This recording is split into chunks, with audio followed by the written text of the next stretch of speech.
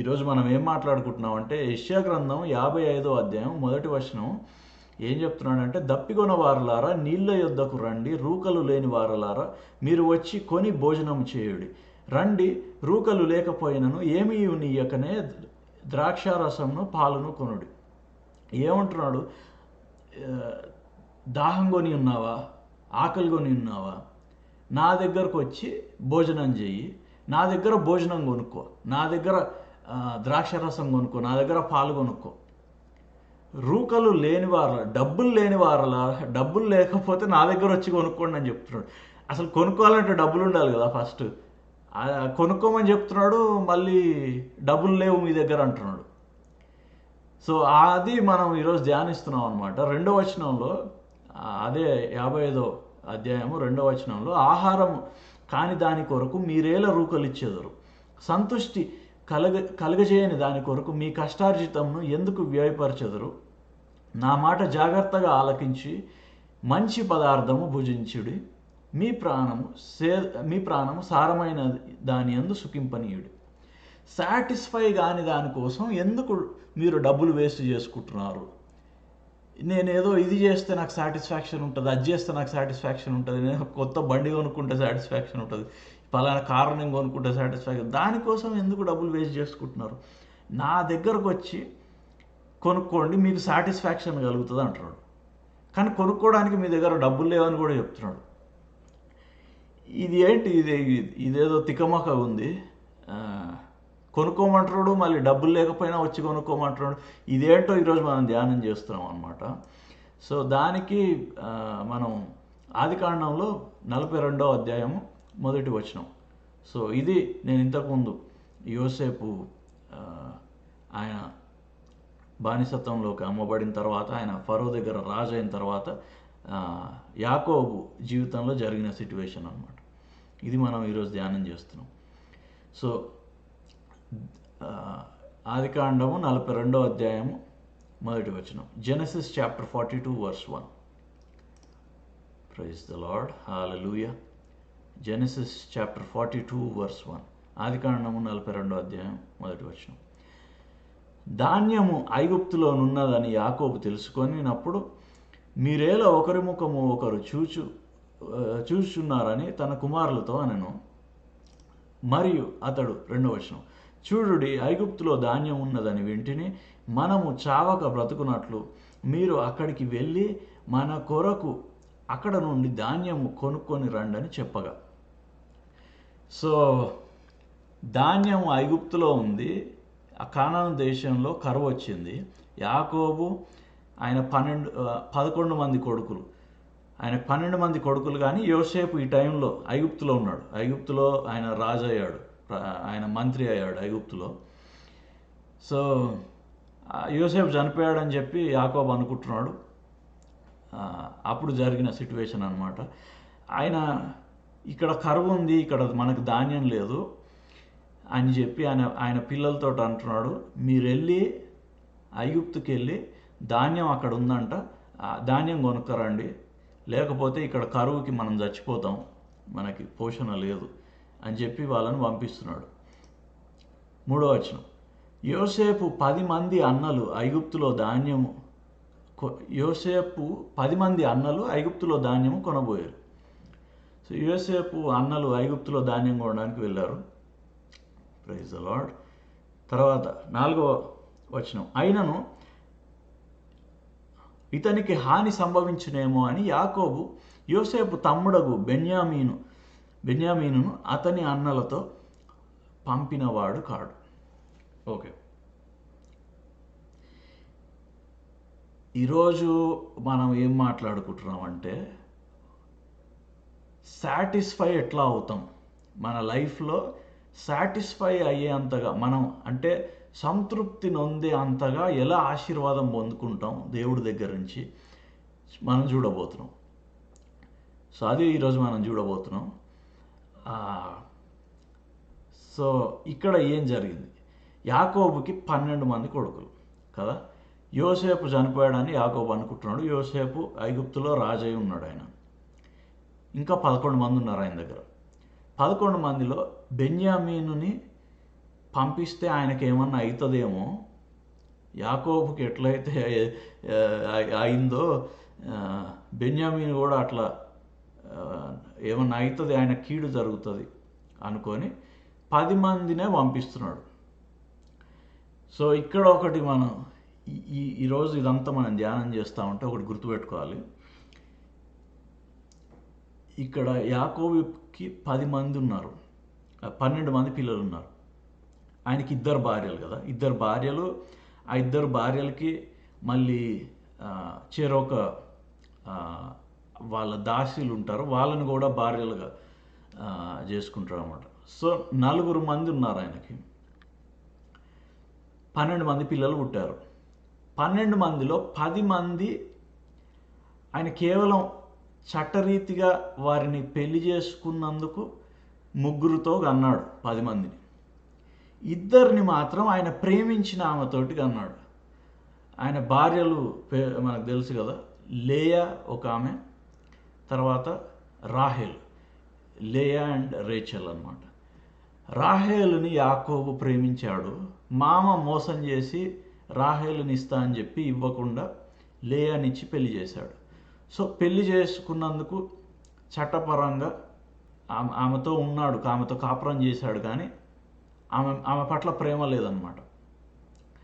So చట్టపరంగా భార్య అయింది కాబట్టి అలాంటి దాంట్లో నుంచి వచ్చిన పిల్లలు 10 మంది. యాకోబు ప్రేమించి కన్న పిల్లలు 2, యోసేపు తర్వాత బెన్యామీన్ అన్నమాట. ఇది ఎందుకు చెప్తున్నా అంటే 10 అనేది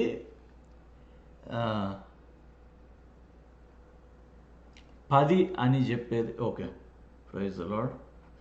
గ్రేస్ చర్చ్ లొకేషన్లో పవర్ వచ్చిందని చెప్తున్నారు. ఓకే అండి, ప్రైజ్ ద లార్డ్. 10 అనేది ధర్మశాస్త్రానికి గుర్తు. 10 ఆజ్ఞలు ఉన్నాయి కదా, 10 ఆజ్ఞలు, రాతి మీద దేవుడు 10 ఆజ్ఞలు ఇచ్చాడు. 10 అనేది ఇక్కడ ధర్మశాస్త్రానికి గుర్తు అనమాట. సో ధర్మశాస్త్రం ద్వారా వచ్చిన వాళ్ళు ఆ 10 మంది పిల్లలు అంటే ఆ ధర్మశాస్త్రానికి గుర్తై ఉన్నారు. ప్రేమ ద్వారా వచ్చిన పిల్లలు, దేవుని ప్రేమ ద్వారా వచ్చిన పిల్లలు 2, యోసేపు, బెన్యామీన్. యోసేపు బైబిల్లో యోసేపు స్టోరీ అంతా యేసు ప్రభు స్టోరీకి సిమిలర్గా ఉంటుంది. యోసేపు యేసు ప్రభుకి సూచన అనమాట బైబిల్లో. సో ప్రేమ ద్వారా వచ్చిన పిల్లలు 2 ఎవరు అంటే యోసేపు అంటే మన అన్న యేసు ప్రభు, తర్వాత యోసేపు తర్వాత అంటే యేసు ప్రభు తర్వాత వచ్చిన ప్రేమ ద్వారా వచ్చిన పిల్లలు తండ్రికి ఎవరు అంటే మనం అనమాట, సంఘం. బెన్యామీను సంఘానికి సూచన. సో ఇది మనం గుర్తుపెట్టుకోవాలి. ఈ స్టోరీ ఈరోజు మనం చదువుతూ ఉంటే తర్వాత ఏం జరుగుతుందంటే, సరే 10 మందిని పంపించాడు యాకోబు. బెన్యామీని నేను పంపను, ఈయనకేమన్నా అవుతుంది, మీ 10 మంది పోయి తీసుకురండి ధాన్యం అని చెప్తున్నాడు.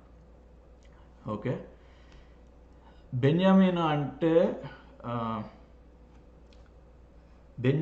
అంటే ఆయన పేరుకి అర్థం బెంజమిన్ అంటే సన్ ఆఫ్ రైట్ హ్యాండ్, అంటే నా కుడి చేయి కుమారుడు అని దానికి అర్థం అనమాట. అంటే కుడి చేయి అంటే బలం, అంటే ఈయన బెన్యామీను నా బలం అని యాకోబు అనుకుంటున్నాడు అనమాట.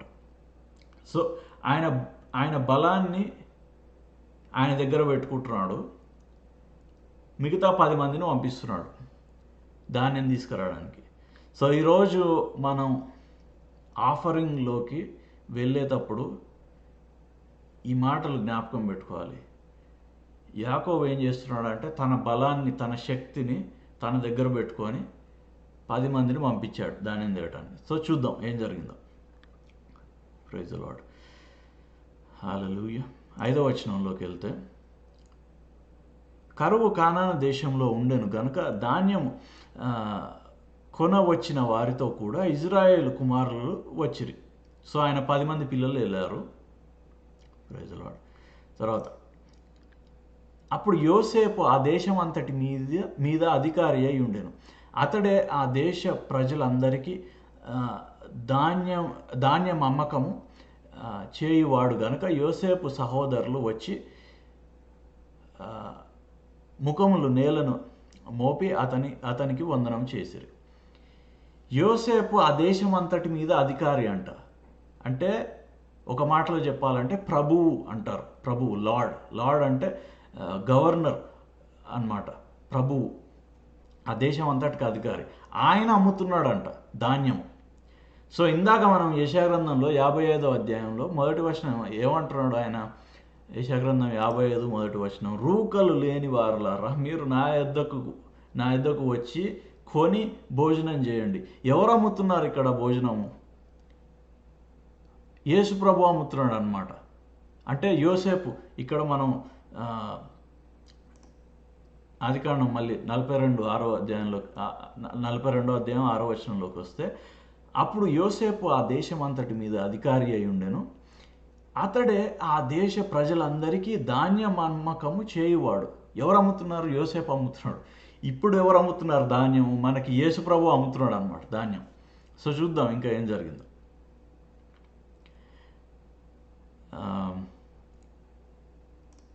7వ వచనం, యోసేపు తన సహోదరులను చూచి వారిని గుర్తుపట్టి వారికి అన్యుని వలె కనబడి వారితో కఠినముగా మాట్లాడి మీరెక్కడ నుండి వచ్చితురని అడిగాను. అందుకు వారు ఆహారం కొనుటకు కానాను దేశం నుండి వచ్చితిమి అని చెప్పిరి. సో ఇక్కడ ఏం జరుగుతుందంటే, నేను అంత చదవను, మీరు తర్వాత చదువుకోండి, హైలైట్స్ చూపిస్తా అంత. నేను ఇక్కడ ఏం జరుగుతుందంటే, వాళ్ళు 10 మంది అన్నలు వచ్చారు యోసేపు దగ్గరికి. కానీ వాళ్ళ ఆయనను గుర్తుపట్టలేదు, ఆయన వాళ్ళని గుర్తుపట్టాడు. సో ఎక్కడి నుంచి వచ్చారు మీరు అంటే, మేము కానాను దేశం నుంచి వచ్చారు. తర్వాత యోసేపు అంటారు, లేదు మీరు అబద్ధం చెప్తున్నారు, మీరు మా దేశానికి స్పైస్ లాగా వచ్చారు, అంటే వేగులు చూడడానికి వచ్చారు. అంటే మా యొక్క దేశం వీక్నెస్ కనుక్కొని తర్వాత ఆ వీక్నెస్ అంతా తీసుకెళ్ళి వేరే రాజ్యాలకు చెప్పి మా మీద యుద్ధం చేయడానికి వచ్చారు, మీరు శత్రువులు అన్నట్టు యేసు ప్రభు చెప్తాడనమాట. సో ఇక్కడ ఏం జరుగుతుంది?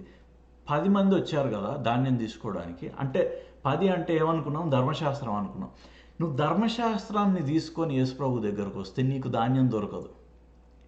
నువ్వు నాకు శత్రువువి అని అంటాడు అనమాట. నువ్వు నాకు శత్రువువి, మీరు ధాన్యం కొనుక్కోవడానికి రాలేదు, నా దగ్గర నుంచి దొంగతనం చేసుకోవడానికి వచ్చారు, మీరు నాకు శత్రువులు అని అంటాడు.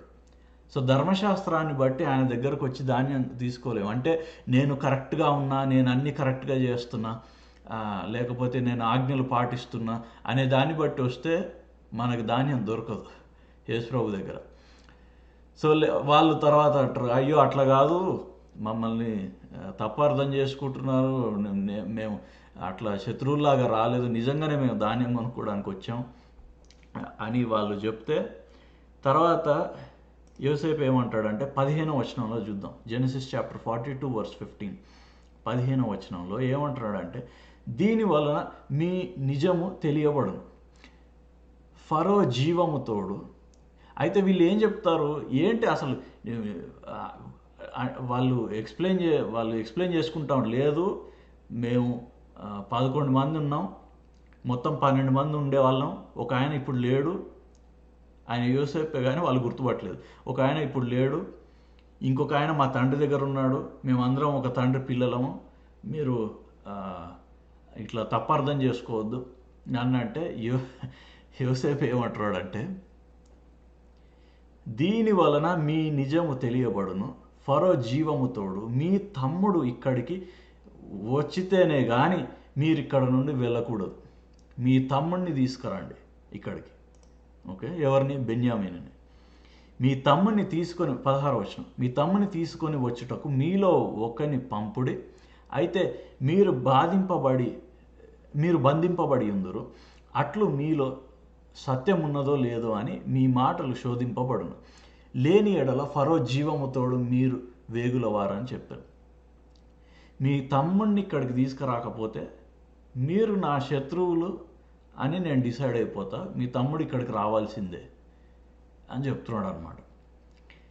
తర్వాత వాళ్ళందరినీ జైల్లో పెట్టాడు, వారిని 3 దినములు చెరసాలలో వేయించాను.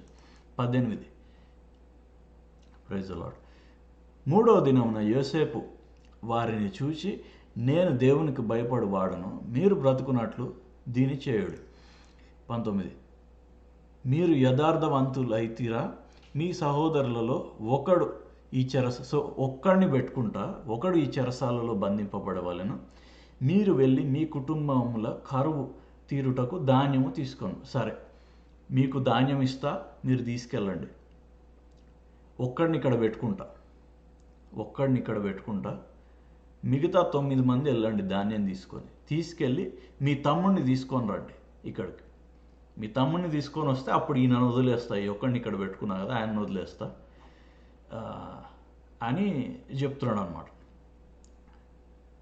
తర్వాత 21, అప్పుడు వారు నిశ్చయముగా మన సహోదరుని ఎడల మనం చేసిన అపరాధమునకు శిక్ష పొందుచున్నాము, అతడు మనలను బతిమాలుకున్నప్పుడు మనము అతని వేదన చూచి వినకపోతే, అంటే వాళ్ళు యోసేపుకిచ్చి వాళ్ళు చిన్నప్పుడు చేసింది జ్ఞాపకం చేసుకొని అప్పుడు మనం అట్లా చేసాము ఆయనకి, అందుకే మనకి ఇప్పుడు ఇలాంటి పనిష్మెంట్ వస్తుంది అని చూడండి. అంటే ధర్మశాస్త్రం 10 మంది వచ్చారు కదా, ఇదంతా ధర్మశాస్త్రం అన్నమాట. ధర్మశాస్త్రం ఎప్పుడు కానీ నువ్వు తప్పు చేసావు, నీకు అందుకే ఇట్లా జరుగుతుంది, ఇదే ఆలోచనలు పుట్టిస్తుంది అనమాట. సైతాను కూడా ధర్మశాస్త్రాన్నే తీసుకొని వస్తాడు మన దగ్గర.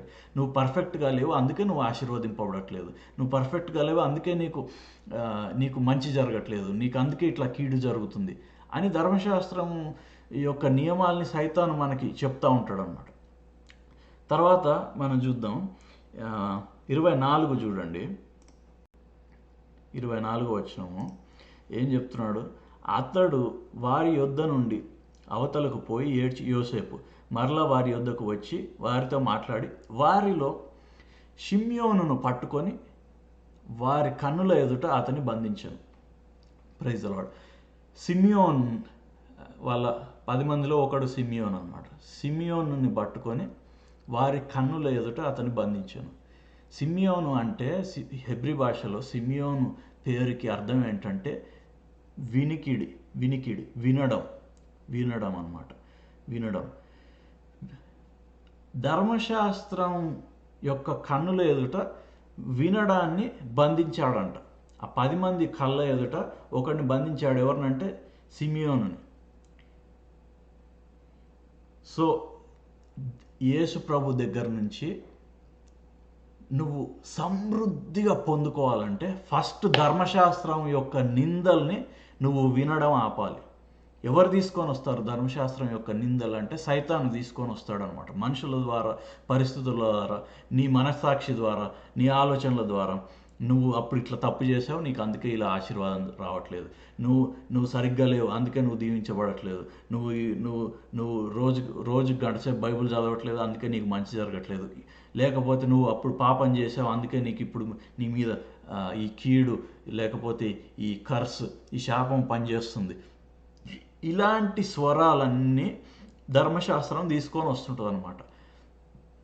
ఇక్కడ యోసేపు ఏం చేశాడంటే ఫస్ట్ ఆ ధర్మశాస్త్రం వల్ల వచ్చే వాయిసెస్ ఏవైతున్నాయో అవి వినకుండా వాళ్ళ చెవులు మూసాడు అనమాట. అంటే వినికిడి మూయబడింది. సో మనం ఒకటి జ్ఞాపకం పెట్టుకోవాలి, మనల్ని నిందించేవాళ్ళు, మనల్ని దూషించేవాళ్ళు, లేకపోతే సైతాను తీసుకొచ్చే పరిస్థితులు, ఇవన్నీ మనకి అగెయిన్స్ట్గా, మనకి విరోధంగా మాట్లాడుతూ ఉండొచ్చు. ఆ స్వరాలన్నీ నువ్వు ఆపలేవు, వాళ్ళ నోరులు నువ్వు ముగించలేవు, కానీ నీ చెవులు మూసుకోవచ్చు అనమాట. ఆ ధర్మశాస్త్రం చెప్పేది వినకుండా నీ చెవులు మూసుకోవచ్చు. ఇది నంబర్ 1 పాయింట్. ఫస్ట్ యేసు ప్రభు దగ్గర నుంచి సమృద్ధి పొందుకోవడానికి ఇది నంబర్ 1 పాయింట్ అనమాట. ధర్మశాస్త్రం యొక్క స్వరాన్ని వినొద్దు అని రాసుకోండి మీరు. ఇది ఫస్ట్ పాయింట్. ఓకే, ఇంకా ఒక మాట 2 కొరింథీయులు రాసిన పత్రిక 10వ అధ్యాయం 5వ వచనం ఏం చెప్తుంది? మేము వితర్కములను, అంటే ఆర్గ్యుమెంట్స్ విరోధంగా వచ్చే మాటలు అన్నమాట, దేవుని గూర్చిన జ్ఞానమును అడ్డగించు ప్రతి ఆటంకమును పడద్రోసి ప్రతి ఆలోచనను క్రీస్తుకు లోబడినట్లు చెరపట్టి. సో దేవునికి, క్రీస్తుకి విరోధంగా చెప్తున్న ప్రతి ఆలోచనని, ప్రతి మాటని చెరబట్టాలంట. చెరబట్టాలంట. ఇక్కడ మనం అదే చూస్తున్నాం. ఆదికాండం 42:24కి మళ్ళీ మనం వస్తే, సిమియోనుని ఎక్కడి నుంచి వస్తాయి ఆ మాటలు అంటే వినడం ద్వారా. నీ ఆలోచనలు నీతో మాట్లాడుతూ ఉంటాయి, లేకపోతే పరిస్థితులు నీతో మాట్లాడుతూ ఉంటాయి. ఆ వాయిసెస్ నీకు విరోధంగా మాట్లాడుతున్న ప్రతి స్వరాన్ని నువ్వు వినడం ఆపేసేయాలన్నమాట. నువ్వు వినడం ఆపేసేయాలి, దాన్ని బంధించాలి, దాన్ని చెరబట్టాలి. సో అది ఇక్కడ జరిగింది. సిమియోనుని చెరబట్టాడనమాట. తర్వాత 25వ వచనం. ఇప్పుడు ఆ స్వరాలు ఆగిపోయినాయి కదా, ధర్మశాస్త్రం యొక్క స్వరం ఆగిపోయింది కదా. ఇప్పుడు 25వ వచనంలో ఇప్పుడు చూడండి.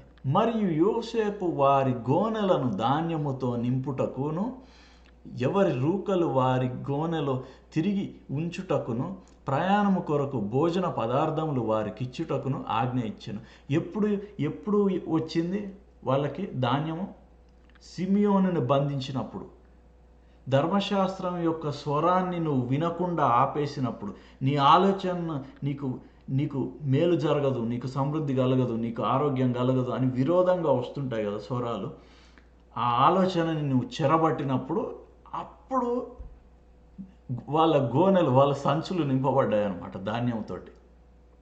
అది కాకుండా ఎవరి రూకలు వారి గోనెలో తిరిగి ఉంచుటకును. మనం యేసుప్రభు దగ్గరికి మన కానుకలు తీసుకొని వస్తాం కదా, ఆయన మన కానుకలు తీసుకొచ్చి ఆయనకి ఇచ్చినప్పుడు మనకి తిరిగి ధాన్యం ఇస్తాడు ఆయన. దాంతోపాటు మన కానుకలు కూడా తిరిగి ఇస్తాడు అనమాట. అంటే ఆయన దగ్గర కొనుక్కోలేము, ఆయన దగ్గర వచ్చి కొనుక్కోండి అని చెప్తున్నాడు. అంటే నువ్వు నువ్వు నువ్వు రూకలు ఇచ్చి ఫస్ట్ కొనుక్కున్నట్టు చేశాడు, తర్వాత తిరిగి ఇచ్చేస్తున్నాడు. నువ్వు కట్టింది నీకు తిరిగి ఇచ్చేస్తున్నాడు అనమాట. సో చూద్దాం, అది నేను ఇంకొంచెం ఎండింగ్లో నేను చెప్తా దాని సిగ్నిఫికెన్స్, దాని ఇంపార్టెన్స్ ఏందో. తర్వాత ప్రయాణం కొరకు భోజన పదార్థములను వారికి ఇచ్చుటకు ఆజ్ఞ ఇచ్చాను, అతడు వారి ఎడల ఇట్లు జరిగించను. తర్వాత 26వ వచనం. వారు తాము కొనిన ధాన్యమును, చూడండి వాళ్ళు ఇచ్చిన డబ్బులు వాళ్ళకి తిరిగి ఇచ్చేశాడు.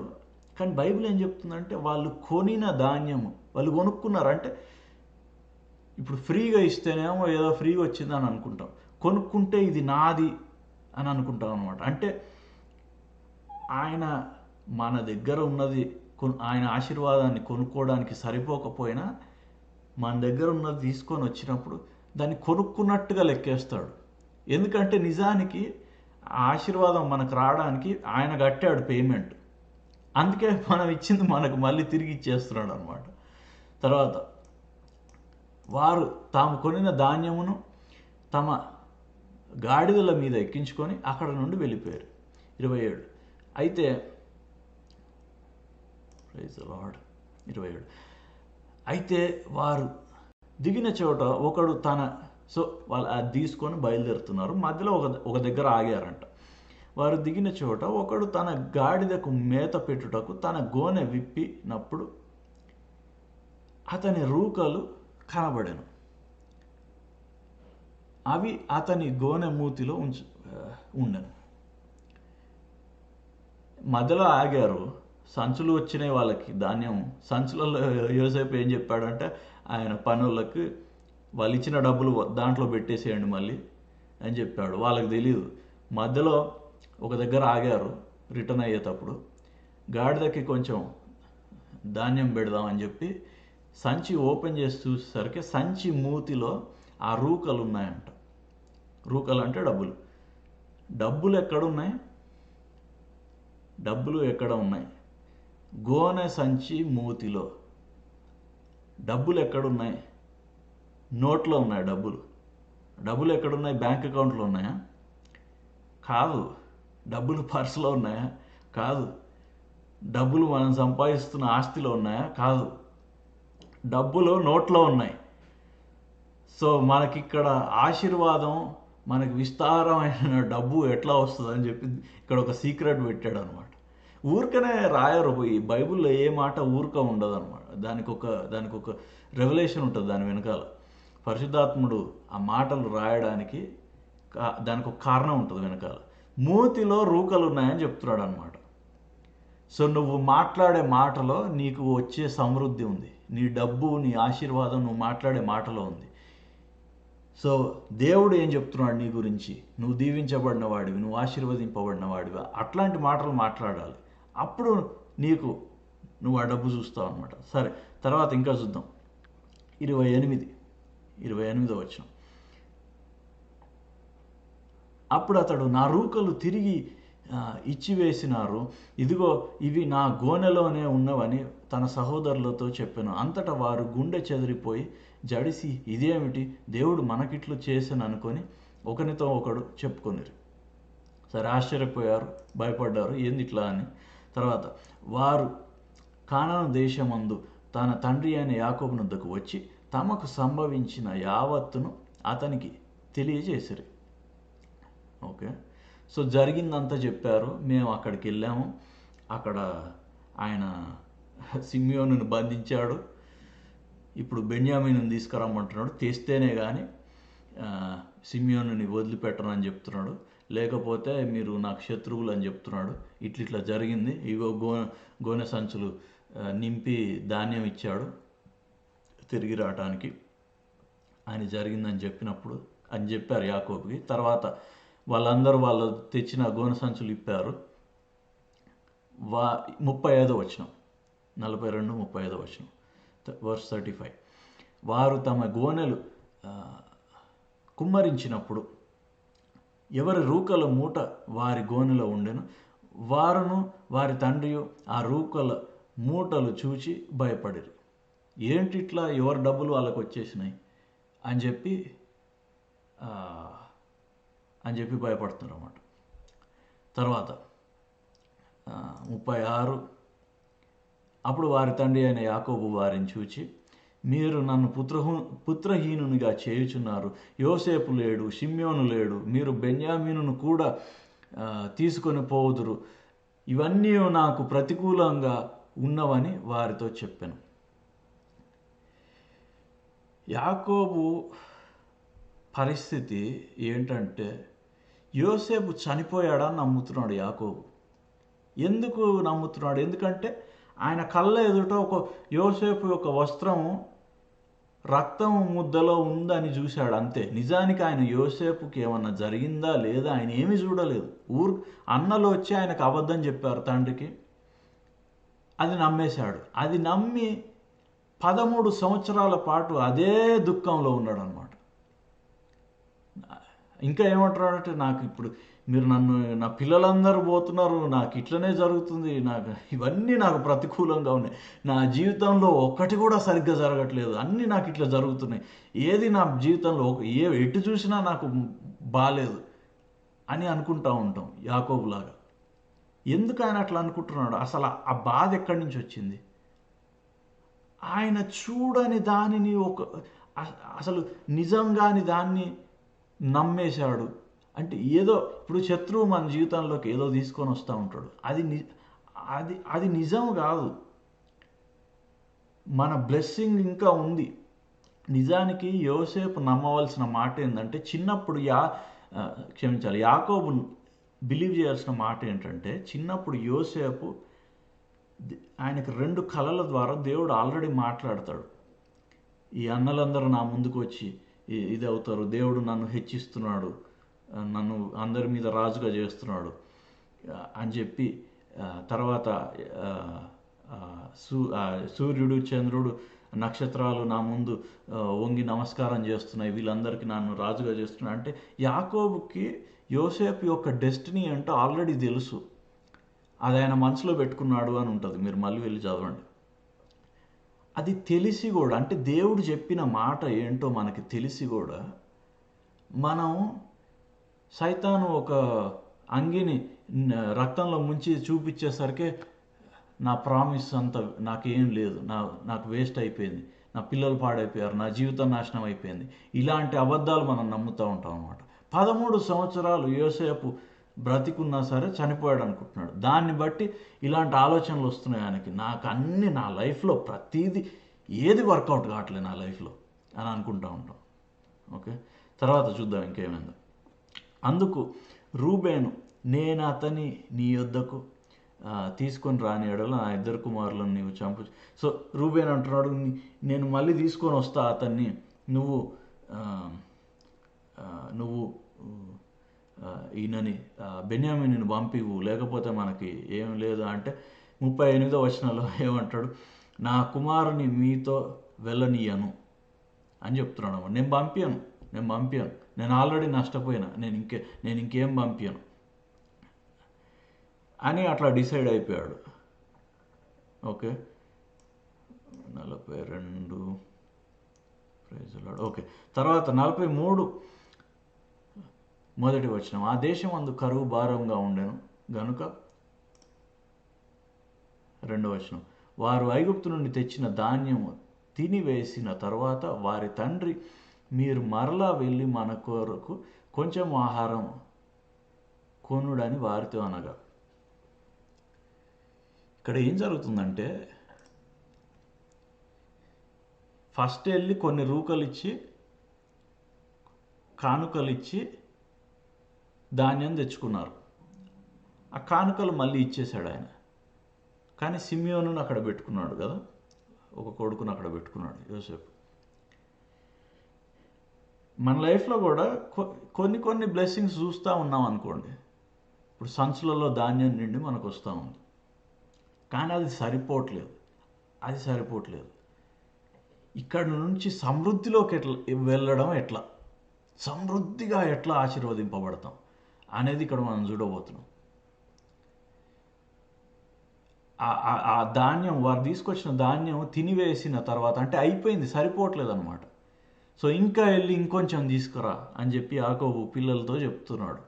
చెప్తే అప్పుడు యూదా, 3వ వచనం, యూదా అతని చూచి, ఆ మనుష్యుడు మీ తమ్ముడు మీతో ఉంటేనే కానీ మీరు నా ముఖము చూడకూడదని మాతో గట్టిగా చెప్పాను. 8వ వచనం, యూదా తన తండ్రి అయిన ఇజ్రాయేల్ను చూచి, ఈ చిన్నవాణిని నాతో కూడా పంపము, మేము లేచి వెళుదుము, అప్పుడు మేమే కాదు నీవును మా పిల్లలను చావక బ్రతుకుదుము. మనం చావకుండా బ్రతకాలంటే, సమృద్ధిగా మనకి దొరకాలంటే ధాన్యము, నువ్వు ఆ చిన్నవాడిని పంపి ఆ బెన్యామీనును పంపించు. బెన్యామీన్ అంటే, నేను ఇందాక ఒకటి చెప్పు, బెన్యామీన్ అనే పేరుకి అర్థం ఏంటి? కుడి చేయి యొక్క కుమారుడని, son of the right hand, అంటే నా బలం. బెన్యామీన్ అంటే ఆయన బలం అన్నమాట. మనం ఏం చేస్తున్నామంటే, దేవుని దగ్గరికి ఆఫరింగ్ తీసుకొని వచ్చినప్పుడు ఏదో కొంచెం మన రూకలు తీసుకొని వస్తూ ఉన్నాం అన్నమాట. యేసు ప్రభుకి మనం ఇవ్వాల్సింది రూకలు కాదు. రూకలు ఒక సింబల్ అంతే. ఆయనను ఆనర్ చేయడానికి తీసుకువచ్చే డబ్బు అదొక సూచన అంతే. అదొక ఆయనకు చూపించడానికి. అది అసలు ఆయనకు కావాల్సింది ఏంటంటే నీ బలం కావాలన్నమాట. నీకు ఏది బలం నీ జీవితంలో? నాకు జాబ్ ఉందా, నా జాబు నన్ను పోషిస్తుంది అనుకుంటే నీ జాబు నీ బలం అన్నమాట. నా ఆస్తి నన్ను పోషిస్తుంది అనుకుంటే నీ ఆస్తి నీ బలం. నాకు ఒక 10 ఎకరాలు ఉంది, నాకు జీవితానికి సరిపోతుంది అనుకుంటే అది నీ బలం. ఇంకా ఏంటి, ఇంకా ఏమున్నాయి మన జీవితంలో? దేన్ని బట్టి మనం అతిశయిస్తున్నాం, దేన్ని బట్టి మనం నా జీవితం ఇది ఉంటే నడిచిపోతుంది అని అనుకుంటున్నాం, అది మన బలం అన్నమాట. నీ యొక్క శక్తిని, నీ సొంత సామర్థ్యాన్ని, నీ యొక్క సొంత శక్తి సామర్థ్యాలని తీసుకొచ్చి ఆయనకి ఇచ్చేయాలి. అది ఆయన కోరుకుంటున్నాడు. రేపు ఒకవేళ దేవుడు నీతోటి, నువ్వు జాబ్ వదిలేసి నా ఫలాని దగ్గరికి వెళ్ళు అని చెప్తే నువ్వు వెళ్ళగలుగుతావా అనే అలాంటి హృదయం నీకుందా? అందరికీ ఆయన మీరు జాబ్లో వదిలేయండి, ఇంట్లో కూర్చోండి అని చెప్పట్లేదు ఆయన. కానీ అలాంటి ఆలోచన నీకుందా? అలాంటి హృదయం నీకు, అంటే జాబు చేస్తున్నా కానీ అది నువ్వు అక్కడ నన్ను ఇతరులకు ఆశీర్వాదకరంగా పెట్టావు, దానికోసమే కానీ నా పోషణ కోసం కాదు అని నువ్వు ఆలోచించగలుగుతున్నావా? అది ఆయనకు కావాల్సింది. ప్రభా, నాకు ఆస్తి ఉంది, నాకు పెద్ద ఇల్లు ఉంది, అదేమి నన్ను పోషించదు. నువ్వు నీ దగ్గర నేను ధాన్యం తెచ్చుకుంటా, నీ దగ్గర నాకు నేను పోషణ తెచ్చుకుంటా అని నువ్వు చెప్పగలుగుతున్నావా? అది ఆయనకు కావాలన్నమాట. సో ఏది మనం ఈరోజు మనం జ్ఞాపకం పెట్టుకోవాల్సిందంటే, ఏది ఆపుతుంది మనల్ని సమృద్ధి పొందుకోవడానికంటే మన సొంత బలము, మన సొంత సామర్థ్యం, మన సొంత తెలివితేటలు, ఇవి అన్నమాట మనల్ని ఆపేది.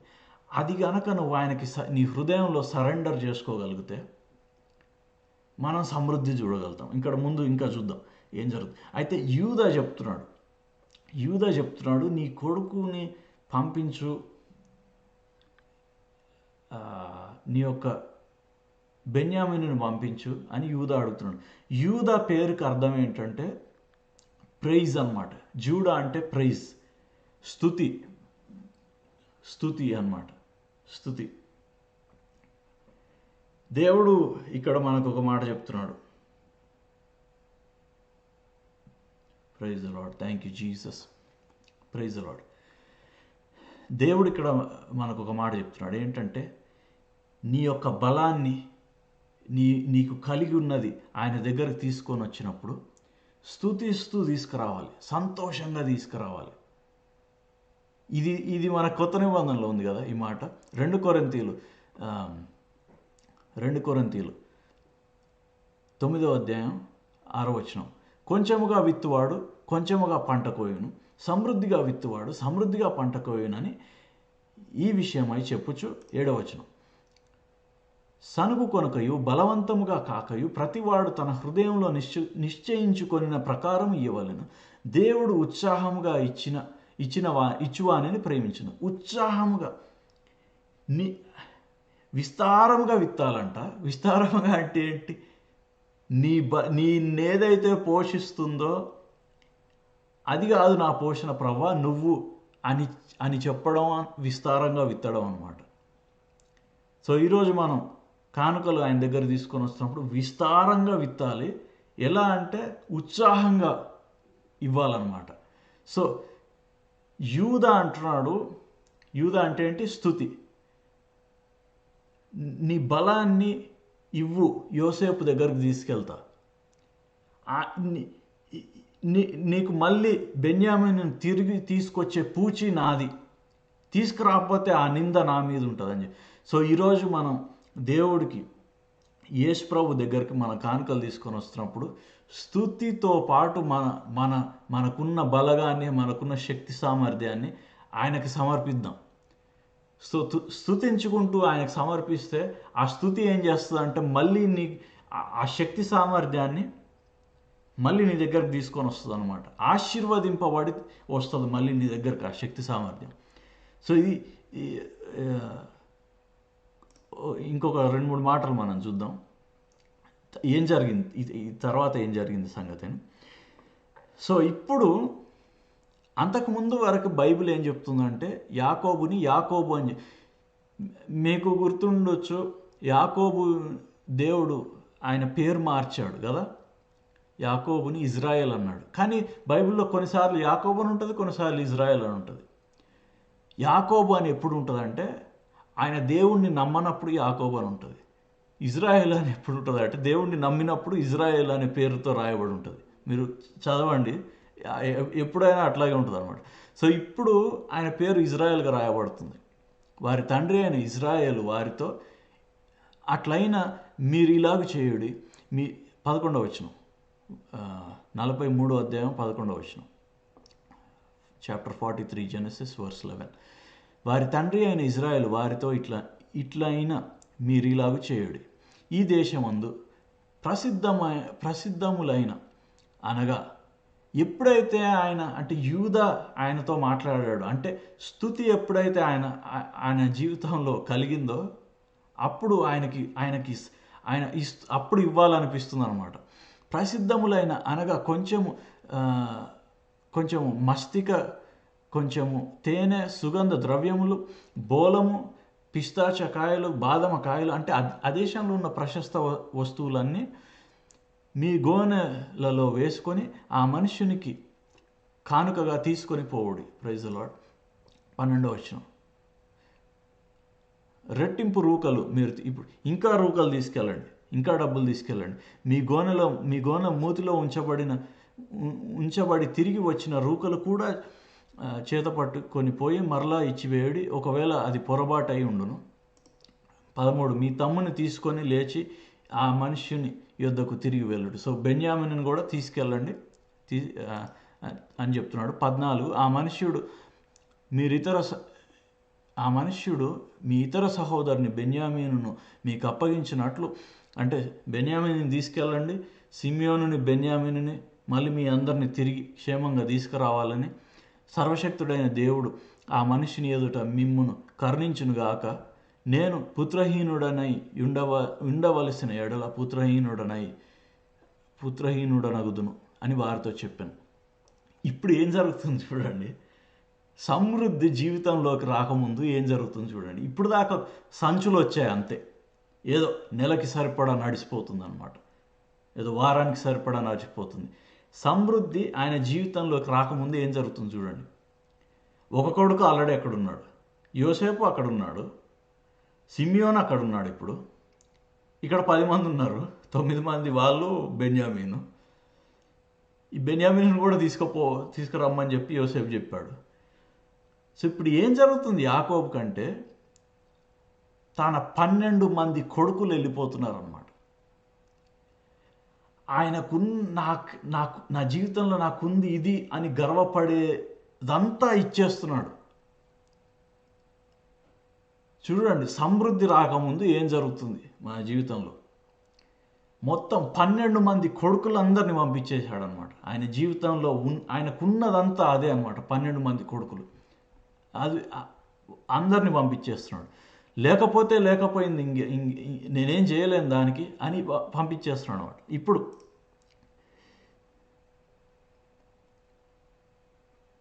సో వాళ్ళు తిరిగి వచ్చారు, ఐగుప్తుకి వెళ్ళారు. మీరు తర్వాత అంతా డీటెయిల్గా చదువుకొని, ఇదంతా 42 నుంచి 45వ అధ్యాయం దాకా మొత్తం మీరు డీటెయిల్గా చదువుకోండి. చాలా చాలా గొప్పగా ఉంటుంది అదంతా. మనం ఈరోజు చదవడానికి కుదరదు, సమయం సరిపోదు. కానీ ఇప్పుడు ఏం జరుగుతుందంటే, praise the Lord, hallelujah, 23 chapter 43 verse 23. Okay, ఇక్కడ ఏం జరిగిందంటే వాళ్ళు బెన్యామీని తీసుకొని వచ్చారు, యోసేపు దగ్గరికి వచ్చారు. వాళ్ళు వచ్చారని చెప్పి వాళ్ళని యోసేపు ఇంటికి రప్పించాడనమాట. రప్పించి వాళ్ళ ఇంట్లోకి వస్తే వాళ్ళు అనుకుంటున్నారు, ఈ డబ్బులు ఇంతకుముందు మన గోనె సంచిలో డబ్బులు దొరికినాయి కదా, అది ఏమన్నా మనం కావాలని దొంగతనం చేసి తీసుకెళ్ళిపోయామేమో అని ఆ నింద మనల్ని మోపడానికి తీసుకొని వచ్చాడు ఇంట్లోకి. ఇప్పుడు అదే జరుగుతుంది అని అనుకొని వాళ్ళు ఏం చేస్తారంటే, యోసేపు యొక్క గృహ నిర్వాహకుడు ఉంటాడు, ఆయన స్టూవర్డ్ అనమాట. ఆయన ఇంట్లో పని అంతా చూసుకునే ఆయన ఉంటాడు, గృహ నిర్వాహకుడు. ఇక్కడ గృహ నిర్వాహకుడు, స్టూవర్డ్ అంటే యోసేపు యొక్క గృహ నిర్వాహకుడు. అంటే యోసేపు అంటే యేసుప్రభు కదా మనకి. యేసుప్రభు యొక్క గృహ నిర్వాహకుడు ఎవరంటే పరిశుద్ధాత్మ దేవుడు అనమాట. ఇక్కడ ఆయన పేరు రాయబడలేదు, అంటే పరిశుద్ధాత్మ దేవుడు. వాళ్ళు వచ్చి గృహ నిర్వాహకుడితోటి ఏమంటున్నారంటే, ఇదిగో మేము కావాలని మేము చేయలేదు, మేము నిజంగానే డబ్బులు తీసుకొని వచ్చాం, మీకు డబ్బులు ఇచ్చాం, మాకు ధాన్యం ఇచ్చారు, మేము వెళ్ళాం, ఎట్లా వచ్చినాయో ఏమో తెలియదు కానీ ఆ డబ్బులు మళ్ళీ మా సంచిలోకి వచ్చినాయి, దయచేసి మమ్మల్ని ఏమి చేయకండి అని చెప్పి ఆయనను అడిగినప్పుడు, అప్పుడు అందుకు అతడు, ఆ గృహ నిర్వాహకుడు అంటే పరిశుద్ధాత్ముడు ఈరోజు మనతోటి ఏం చెప్తున్నాడంటే, మీకు క్షేమమగునుగాక, భయపడకండి, మీకు అంత మంచి జరుగుతుంది, భయపడకండి అని చెప్తున్నాడు పరిశుద్ధాత్ముడు. మీ పితరుల దేవుడైన మీ దేవుడు మీకు గోనెలలో ధనం ఇచ్చాను. సో దేవుడే మీకు ఇచ్చాడు ధనం, భయపడకండి. మీ రూకలు నాకు ముట్టినవి, నా పేమెంట్ నాకు వచ్చింది, రావాల్సింది, మీకు వచ్చిన ధాన్యానికి నా పేమెంట్ నాకు వచ్చిందని చెప్తున్నాడు అనమాట. ఎట్లా ముట్టాయి ఆయనకు రూకలు? అక్కడేమో రూకలు తిరిగి ఇచ్చేశారు కదా. ఎట్లా ముట్టాయంటే యోసేపు కట్టాడు దానికి పేమెంట్, ఆ ధాన్యానికి పేమెంట్ యోసేపు కట్టాడు అనమాట. యేసు ప్రభు మనకు రావాల్సిన ధాన్యానికి పేమెంట్ కట్టేశాడు. సో మీ రూకలు నాకు ముట్టినవి అని చెప్పి, మీకు వచ్చిన రూకలు ఎక్కడి నుంచి వచ్చాయో నాకు తెలియదు, ఆ దేవుడే ఇచ్చాడు అని చెప్పి సిమియోనును వారి యొద్దకు తీసుకొని వచ్చాను. ఎక్కడ బంధింపబడ్డాడు సిమియోను? ధర్మశాస్త్రం యొక్క నిందలు వాళ్ళ మీదకి రాకుండా, అలా నువ్వు తప్పు చేసావు, నువ్వు పాపివి, నీకు శాపం ఉంది, నీకేమి కలగదు, నువ్వు వేస్ట్, అలాంటి మాటలు వినకుండా సిమియోన్ అంటే వినికిడి అనుకున్నాం కదా, ఆ వినికిడి మూయబడింది, అక్కడ బంధించాడు. మళ్ళీ ఎక్కడ ఓపెన్ చేయబడింది వినికిడి అంటే పరిశుద్ధాత్ముడు మాట్లాడుతున్నప్పుడు వినికిడి ఓపెన్. సో నీకు లోకమంతా ఏం చెప్తుంది, నీకు వ్యతిరేకంగా ఉన్న ప్రతి వాళ్ళు ఏం చెప్తున్నారు, అది వినడం బంద్ చేయండి, అది వినడం ఆపేయండి. పరిశుద్ధాత్ముడు ఏం చెప్తున్నాడు అది వినండి. అదనమాట ఇక్కడ మర్మం. సో అందుకని ఇప్పుడు సిమియోను రిలీజ్ చేయబడ్డాడు. సో తర్వాత 5 minutesలో అయిపోయిందండి. 24 ఆ మనుష్యుడు వారిని యోసేపు ఇంటికి తీసుకొని వచ్చినప్పుడు వారికి నీళ్ళు ఇయ్యగా వారు కాళ్ళు కడుక్కొనిరి. మళ్ళీ ఇక్కడ నీళ్ళు, కాళ్ళు కడుక్కోవడం, పరిశుద్ధాత్ముడు వినికిడి ఓపెన్ చేయడం, ఇదంతా ఏంటంటే వాక్యం వింటూ ఉంటే మనం కాళ్ళు కడుక్కుంటూ ఉంటాం అన్నమాట. మనకున్న అంటిన ఆ ధూళి, లోకంలోకి వెళ్ళినప్పుడు అంటిన ఆ ధూళి అంతా కడిగేయబడుతుంది. నువ్వు దరిద్రుడు రా, నువ్వు పనికి రావు అనేదంతా పోతుంది అనమాట వాక్యం వింటూ ఉంటే. సో నీళ్ళతో కడుక్కోవడం చాలా ఇంపార్టెంట్. పరిశుద్ధాత్ముడు అంటే వాక్యం వినడం ఇంపార్టెంట్, పరిశుద్ధాత్ముడి స్వరం వినడం ఇంపార్టెంట్. ఇవన్నీ సమృద్ధి ఎట్లా కలుగుతాయి ఇక్కడ, ఇదంతా మిస్టరీ అన్నమాట మనకి. మరియు అతడు వారి గాడిదలకు మేత వేయించెను, అక్కడ తాము భోజనము చేయవలనని వారిని వినిరి కనుక మధ్యాహ్నం అందు యోసేపు వచ్చి వేళ తమ కానుకను సిద్ధపరి. సో యోసేపు వస్తున్నాడని తెలిసింది, మీరు ఇక్కడ లంచ్ చేస్తారు, మీరు రెడీగా ఉండండి అని చెప్పారు. యోసేపు వస్తాడని తెలిసింది. యోసేపు వచ్చినప్పుడు అప్పుడు తండ్రి పంపించిన కానుకలు ఆయనకి ఇచ్చారు.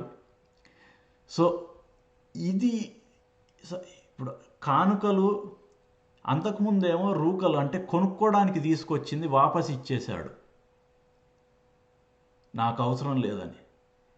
కానుకలు మాత్రం రిసీవ్ చేసుకుంటున్నాడు. ఇక్కడ చూడండి 26వ వచనంలో, యోసేపు ఇంటికి వచ్చినప్పుడు వారు తమ చేతులలోనున్న కానుకను ఇంటిలోనికి తెచ్చి అతనికి ఇచ్చి అతనికి నేల సాగిలపడిరి. 28 చూడండి, నీ దాసు 29 అప్పుడు అతడు కన్నులెత్తి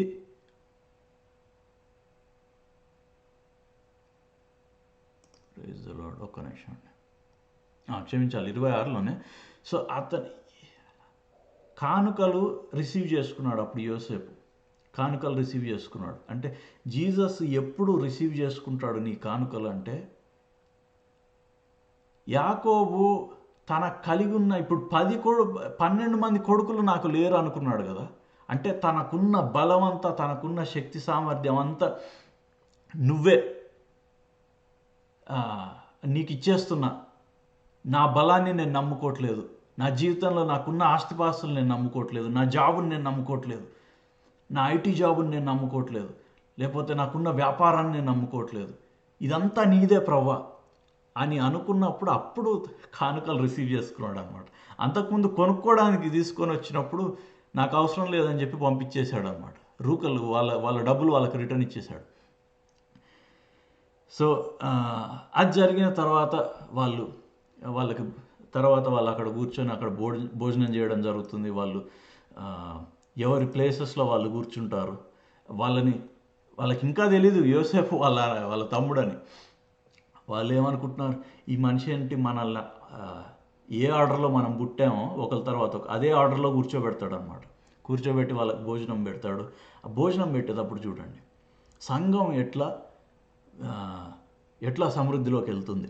34 వచనం, మరియు అతడు తన ఎదుట నుండి వారికి వంతులెత్తి పంపెను, అంటే భోజనం సర్వ్ చేయడానికి.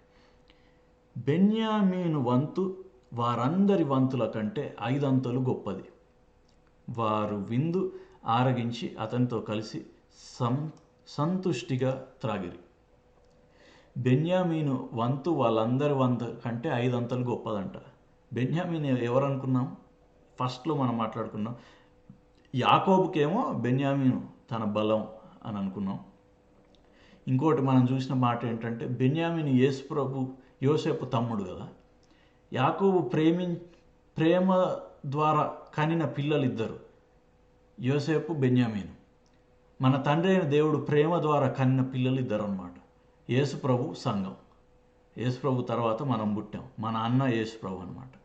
మన అన్న యేసుప్రభు మనల్ని ఎంత ప్రేమిస్తాడంటే అందరికంటే ఎక్కువ సంఘానికి 5 అంతలు ఎక్కువ పెడతాడంట. మనకి సంఘాన్ని ప్రేమిస్తున్నాడు యేసుప్రభు. మన ప్రభు సంఘాన్ని, మనల్ని ప్రేమిస్తున్నాడు. తర్వాత అది అయిపోతుంది. నెక్స్ట్ 44వ అధ్యాయం మొదటి వచనంలోకి వెళ్తే యోసేపు ఆ మనుషుల గోనెలు, సో ఇప్పుడు వాళ్ళకి ఏం చేస్తున్నాడు, ఆ మనుషుల గోనెలు పెట్టినంత ఆహార పదార్థములతో వాటిని నింపి మళ్ళీ కానుకలు తీసుకున్నాడు. కానీ రూకలు మాత్రం ఎవరు రూకలు వాళ్ళకి ఇచ్చేస్తున్నాడు అనమాట. సో మీరు నా ఆశీర్వాదాన్ని కొనుక్కోలేరు, నాకు సరెండర్ అయ్యి రిసీవ్ చేసుకోవడమే అని అనమాట. తర్వాత 2వ వచనంలో కనిష్ఠుని గోనె మూతిలో. అయితే ఇక్కడ ఏం జరిగిందంటే మీరు డీటెయిల్గా చదువుకున్న తర్వాత బెన్యామీను సంచిలో మాత్రం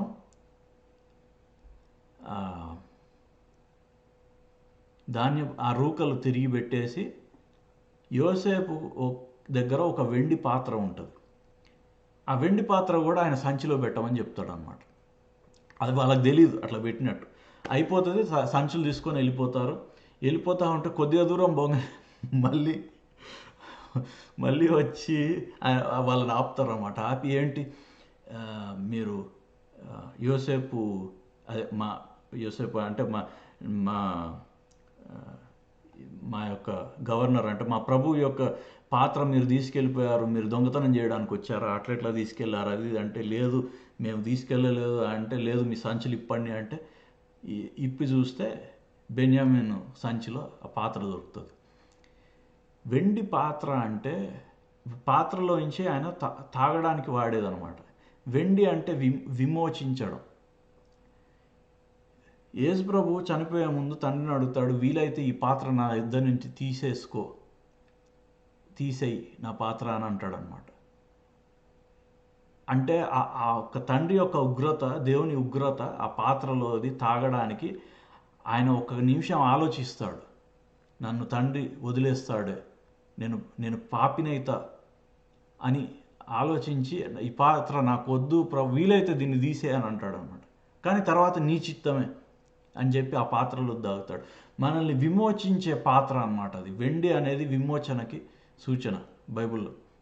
సో మనల్ని సో ఇక్కడ ఏం జరుగుతుందంటే బెన్యామీను సంచిలో అది దొరుకుతుంది కదా, మళ్ళీ రిటర్న్ తీసుకొని వస్తారు. రిటర్న్ తీసుకొని వచ్చి ఎందుకు మీరు ఇట్లా చేశారని అంటాడు అన్నమాట.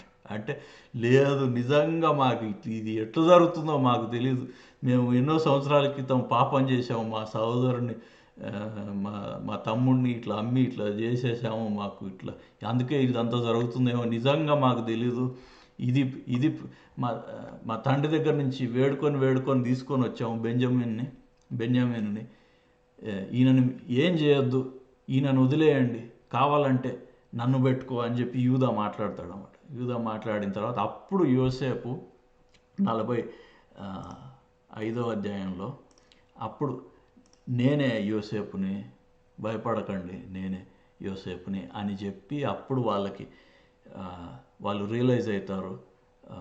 వాళ్ళకి చెప్పి అప్పుడు ఏం చేస్తాడంటే వాళ్ళకి కంప్లీట్గా వాళ్ళని నింపుతాడనమాట. కంప్లీట్గా వాళ్ళు అంటే సమృద్ధితో అప్పుడు పంపిస్తాడు. సమృద్ధి ఎట్లా వెళ్తుందంటే పెద్ద పెద్ద బండ్లు కట్టుకొని పెద్ద క్యారవాన్ వెళ్తుంది అనమాట. అంతకుముందు ఏంటి, వాళ్ళు వచ్చిన గాడిదల మీద ఒక్కొక్కరు ఒక్కొక్క గాడిద మీద వచ్చారు, వచ్చిన గాడిదల మీద సంచులు వేసుకొని వెళ్ళారు. అవి సగం దారిలోనే అయిపోయింది, వాళ్ళకి పోయినాక కొద్ది రోజులకి ఆ ధాన్యం అయిపోయింది. కానీ ఎప్పుడైతే యాకోబు తనకున్న సమస్తాన్ని అర్పించేస్తా యోసేపుకి. ఎప్పుడైతే మనం నాకున్న సమస్తం నీదే ప్రభువా అని, అది కూడా ఎలా, యూదా చెప్పిన మాట బట్టి, అంటే ప్రైజ్, ఆ స్తుతి ద్వారా ఆయన, ప్రభువా నాకున్నదంతా నీదే, నాకేం లేకపోయినా పర్లేదు, నాకేదో ఇది అనుకుంటున్నా, ఇవన్నీ కాదు ప్రభువా, నువ్వే నాకు అని ఎప్పుడైతే ఆయన వైపు ఆ దృష్టి మళ్ళిందో, అప్పుడు సమృద్ధి, పెద్ద పెద్ద క్యారవాన్లలో ఒంటెలు, పెద్ద పెద్ద బండ్లు కట్టుకొని వాళ్ళు అప్పుడు రిటర్న్ వెళ్తారనమాట. మీరు ఇంకా నా దగ్గరకు వచ్చేసేయండి, నేను చూసుకుంటా, మీదంతా నేను చూసుకుంటా, మీకు ల్యాండ్ రెడీగా ఉంది, నేను ఫరోతో మాట్లాడా, మీకంతా ఇంకా ఇప్పటి నుంచి మీకే కొదువు ఉండదు, ప్రతిదీ నేను చూసుకుంటా అని చెప్పేసి చెప్తాడనమాట. చివరిగా 22వ వచనం, 45వ అధ్యాయం 22వ వచనం, సంఘానికి ఎలాంటి బ్లెస్సింగ్ ఉంటుందో. ఇక ఇంతకుముందు ఏం జరిగింది, వెండి పాత్ర బెన్యామీను సంచిలో పెట్టి పంపించాడు కదా, ఇది మీకు అది మళ్ళీ రిటర్న్ తీసేసుకొని ఇప్పుడు ఏం చేస్తున్నాడు అంటే, ఇప్పుడు మళ్ళీ ఫైనల్గా వాళ్ళకి నేనే యోసేపునని చెప్పిన తర్వాత వాళ్ళకి పంపించేటప్పుడు అతడు వారికి 2 దుస్తుల బట్టలు ఇచ్చాను.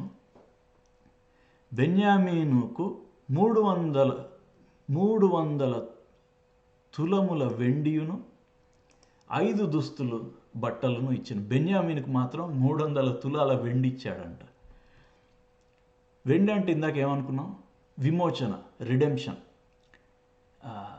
రిడెంప్షన్ అంటే ఎవరైనా దాసులుగా ఉంటే వాళ్ళని విడిపించాలంటే వెండి పెట్టి కొనాలన్నమాట వాళ్ళని, అప్పుడు వాళ్ళు ఆ దాస్యంలోంచి విడిపించబడతారు. ఏం జరిగిందంటే సంఘాన్ని, బెన్యామీన్ అంటే సంఘం అనుకున్నాం కదా, సంఘాన్ని విడిపించడానికి దాస్యంలోంచి, యాక్చువల్గా పాత్ర మనం తాగాల్సింది, ఆ పాత్రలోని ఉగ్రత మనం తాగాల్సింది, దేవుని ఉగ్రత, కానీ అది రిటర్న్ తీసేసుకొని యేసు ప్రభు 300 తులాల వెండి ఇచ్చాడనమాట. 300 తులాల వెండి. ఎందుకు 300 తులాల వెండి ఇచ్చాడంటే, పాత్రలోది నేను తాగుతా, 300 తులాల వెండి పెట్టి నీకు ఇష్టం వచ్చింది నువ్వు కొనుక్కో అని చెప్పి, నీకు ఇష్టం వచ్చింది నువ్వు విడిపించుకో, నీకు ఇష్టం వచ్చింది నువ్వు ఎంజాయ్ చేయి లైఫ్లో అని చెప్పి ఆయనకి అది ఇచ్చి 5 దుస్తుల బట్టలు ఇచ్చి పంపిస్తున్నాడు అనమాట. సో మన శక్తి సామర్థ్యం, యాకోబు తన శక్తి సామర్థ్యాన్ని అంతా యోసేపుకి ఇచ్చేశాడు. యోసేపు తిరిగి దాన్ని పంపించేటప్పుడు 300 తులాల వెండితో పంపించాడు అనమాట. సో ఎప్పుడు కానీ మనం, ఆయన తీసుకునేవాడు కాదు, యేసు ప్రభు మన దగ్గర నుంచి ఏదో తీసుకోవాలని కాదు ఆయన మనల్ని కానుకలు ఇవ్వమని చెప్పింది. మనం అది ఆయన చేతిలో ఇచ్చినప్పుడు ఆయన తిరిగి దాన్ని ఆశీర్వదించి మనకి ఇస్తాడు, విస్తారంగా పెద్ద పెద్ద బండ్లలో పంపిస్తాడనమాట ఆశీర్వాదం మనకి. సో అలాంటి ఆశీర్వాదం మనకు కలగాలంటే ఈరోజు ప్రభువా నాకున్న దేన్ని నేను నమ్ముకోవట్లేదు, అన్నీ నీకు సరెండర్ చేస్తున్నా ప్రభువా, ప్రతిదీ, నాకున్న ప్లాన్స్, నాకున్న పర్పస్, నాకున్న ఆలోచనలు, నాకున్న బలము, నాకున్న జాబు, ఏదైనా సరే ప్రభువా నీకు సరెండర్ చేస్తున్నా, నీకు అర్పిస్తున్నా, నిన్ను స్తుతించుకుంటూ నీకు అర్పిస్తున్నా అని చెప్పి ఆయన చేతికిద్దాం. సమృద్ధి మన జీవితంలోకి బండ్లు కట్టుకొని లైన్ కట్టి రాదా చూద్దాం. మనం 300 తులాల వెండితో మన దగ్గరకు రాదా సమృద్ధి, మనం చూద్దాం. సో ఈరోజు ఇది వాక్యం విని దీవించబడ్డారని నమ్ముతున్నా. నేనైతే చాలా ఈ దేవుడు బయలుపరిచినప్పుడు నాకు సంతోషం కలిగింది. యేసు ప్రభు సంఘాన్ని చాలా ప్రేమిస్తున్నాడండి. ఎలా ఆశీర్వదించాలి సంఘాన్ని అని ఎప్పుడు ఆయన మనల్ని ప్రేమిస్తున్నాడు. ఒక మాట ఇక్కడ మీరు చూడక్కర్లేదు, ఇక్కడ 14వ వచనంలో బెన్యామీనును పంపించేటప్పుడు ఆయన తన తమ్ముడైన బెన్యామీను మెడ మీద పడి ఏడ్చాను, బెన్యామీను అతని మెడ మీద పడి ఏడ్చాను. సంఘంనికి యేసుప్రభు అంటే ప్రేమ, అంతకంటే ఎక్కువ యేసుప్రభుకి సంఘం అంటే ప్రేమ అన్నమాట. ఆయన మనల్ని ప్రేమిస్తున్నాడు. ఆయన ఏదో మన దగ్గర నుంచి తీసుకోవాలని కాదు, ఆయన మనల్ని బ్లెస్ చేయాలనే. సో ఈరోజు కానుకలు మన రాజు, మన ప్రభు ఆయన దగ్గర తీసుకొని వద్దాం. ప్రభువా, సమస్తము నీదే, నాదంతా నీదే అని చెప్పి ఆయనకు అర్పిద్దాం. Praise the Lord, praise the lord.